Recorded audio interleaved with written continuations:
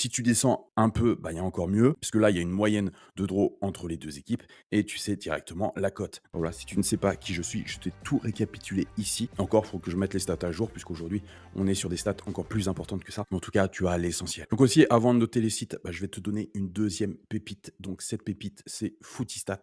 Et tu as juste à aller dans Stats et aller dans Draw qui est ici. Et donc, tu tombes sur les équipes qui font le plus d'égalité justement de draw et tu sais quand est leur prochain match. Et si tu descends un peu, bah, il y a encore mieux, puisque là, il y a une moyenne de draw entre les 2 équipes et tu sais directement la cote. Donc effectivement, il est plus intéressant de prendre une cote à 3,25 pour une moyenne d'égalité à 54% que de prendre une cote à 2,70 pour par exemple ce match-là avec une moyenne d'égalité à 36%. Mais tu vois qu'avec Allstat Area, juste en faisant dérouler la page comme ça et en se concentrant sur le X et en voyant bah, les gros pourcentages comme ça, bah, tu as déjà de très très bons résultats. Si en plus tu mixes avec une IA, bah, ça peut faire véritablement très mal. Toujours pareil, fais des tests à blanc pour savoir ce que tu es capable de faire. Le but, c'est pas de prendre des risques.